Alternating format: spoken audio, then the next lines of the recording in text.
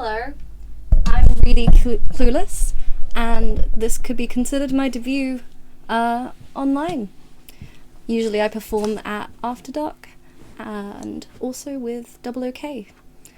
This performance piece is a poetry reading responding to the conditions of quarantine in fragments of perspective and fragments of myself, which I have come to name...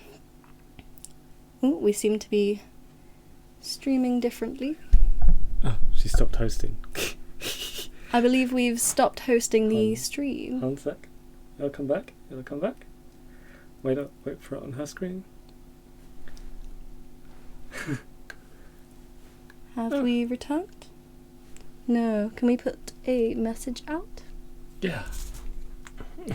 So we are experiencing some difference. No, they can't see you right now. Streaming. I don't know if you can hear me or not. No, wait. It's on her. We'll watch. On there. Watch theirs. Theirs, yes. But I think we can still see and hear. Okay. Cool. Okay, cool. No problem. So this was involving fragments of myself, and I have come to name one of them the overactive and one of them the over it. These are two types of behaviour, either manically pushing productivity or accepting my entrapment with comforts of food and pyjamas. The text is based on T.S. Eliot's poem The Wasteland, which was written describing the wasteland of society, as Eliot saw it, between World War I and World War II. When reading it in isolation, I kept being struck by the eerie similarities and parallels between his descriptions and what we're experiencing now with our conditions of quarantine. I've lifted some of the sections directly from the text and also mixed it with my own writing. Isolation Wasteland. April is the cruelest month. Breeding lilacs out of the dead land, mixing memory with desire, stirring dull roots with spring rain. Winter kept us warm, covering the urges and the beckoning of the outside fields and fellowship. Summer surprised us with entrapments, mind and body, a teasing torment to watch it with dreams behind a glass frame, with but a heap of broken images in pixel realms. We sit and stick to our window panes like child to mother's leg. I've never seen it so green around here, it says it in our faces. When we were free folk, playing pool in Pavlov's dog, I would have held you longer, hugged you harder. I had not thought death could undo so many. Unreal City. The throne she lay in like a lioness lair, a sagging opiate profusion of material. Turmoil on sinking cotton, with a glass half drained of its nectar held on by catching at her ankles. A sturdy denim scroll heaped on its side, from which a stiff biscuit peered out, while the other hid its eyes behind a wrapper counting crumbs. In vials of chill tin and coloured glass, unstoppered lurked her strange synthetic ambrosia, pervasive, acrid, troubled pugnancy, and drowned her senses confused, listless, stirred by no air, the dimness unfreshed or disturbed. A stagnant, repelling state her mind waits drifting. Are you alive or not? Is there nothing in your head? My nerves are bad tonight, yes, bad. Today? Is it today? Which day? Does it still change? Or do you stay? Stay with me. Speak. Why do you never speak? What? I never know what to say. The letters blur out from my screen. What is that noise now? What are you doing? Nothing. Nothing again, nothing. What shall I do now? What shall I do? What shall we do tomorrow? What shall we ever do? Pressing lidless eyes and waiting for a knock upon the door. Unreal self. Over it. Hurry up, please. It's time. My body has softened, rolled out from the hip, a jelly belly, squishy and rippled. My hair has withered in length, squeezed out thinner and longer and less alive. I ought to be ashamed to look so antique. I can't help it. There's no one to help it. I must fix this hair, remove the toxin, so you can remember my appeal, my body. Hurry up, please. It's time. Make yourself a bit smart. Now Jack is coming back. Get that stomach sorted. Get that hair cut. My neighbour said it will be all right. Shave your head, they said. Hurry up, please. It's time.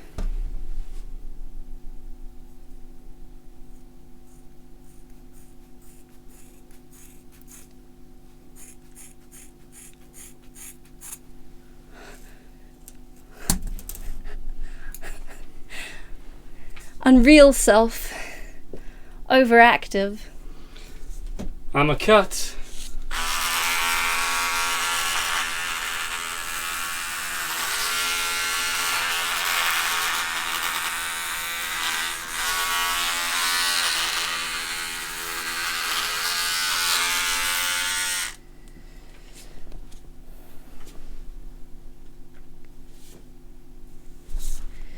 Now as I seem alone, my social circles virtual, these shades of self grow in magnitude to their own personhood, manifestations of trying to cope. Each overrun by emotional needs, they hide or they create. They electrically connect again or self-modify to spite fate.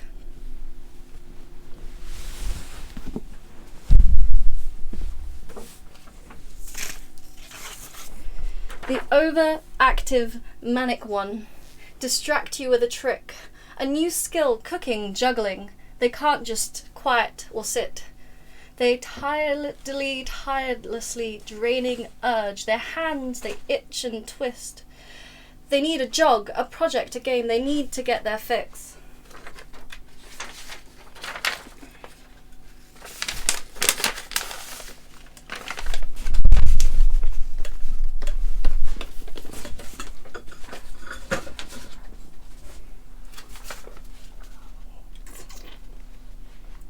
Unreal environment. The wind crosses the concrete land unheard, the nymphs are departed. The river bears no empty bottles, sandwich papers, silk handkerchiefs, cardboard boxes, cigarette ends, or other testimony of summer nights. The nymphs are departed. And their friends, the loitering heirs of city directors, departed, or having not left their addresses. Unreal city. The typist, at all times home, clears her breakfast, lights her stove, lays out food in tins. Out of the window, perilously spread, her drying combinations touched by the sun's last rays. When that lovely woman stoops to folly and paces about her room again alone, she smooths her hair with automatic hand and puts a record on the gramophone. This music crept by me upon the waters. Oh, city, city, sometimes I can hear.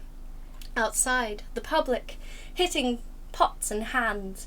The clatter filled the streets and empty places. The pressed silence, painfully filled in bands. My people, humble people, who expect nothing, now look for rainbows to replace loved friends. Unreal city. 5 million have had it, we're told. Lives quietly flickering. While we all hold our mortality, we cannot hold one funeral. And our hearts hold what our hands cannot.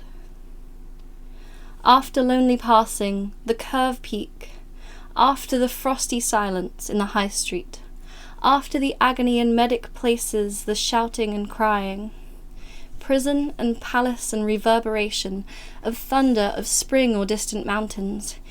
He who was living is now dead. We who are living are now dying. With a little patience. Time sits heavy on our shoulders, so it ages faster than the passing of time. Like the Sibyl, undying, society exists. Even solitude has its limits. Inside of concrete boxes we devise, sullen faces turn to smile and sign. From doors of time, cracked houses, now obsessively clean and gleaming. We wash in alcohol, faithfully cleaning. In masks we wait in line. Abandoned cities, falling towers, Jerusalem, Athens, Atlantis, Vienna, London, unreal. There is an empty chapel, only the wind's home. It has no windows, and the doors swing. Dry bones can harm no one. Only the cock stands on the roof tree. Caco-raco, caco-raco. The animals filling our spaces in the meantime. I have heard the key turn in the door once, and turn only once. We think of the key, each in our prisons. We think of the key, each confirms a prison. Only at nightfall, ethereal rumours revive for a moment the broken community, revive at 8 o'clock with clamour and pride, and hear the evidence of other clatter noise around each neighbourhood.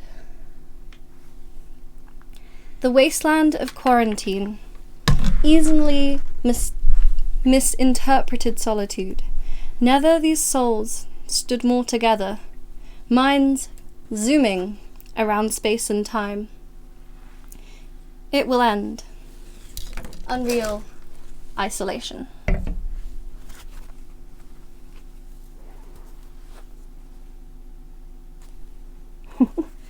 Thank you. That is the end of my performance, and I'd like to thank Double OK for hosting this whole event, and introduce you to my new character, Rudy Clueless, and I think we shall continue with the show.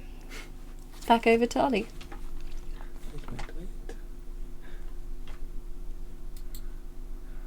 I'd say wait. Maybe. I don't know if they're back yet.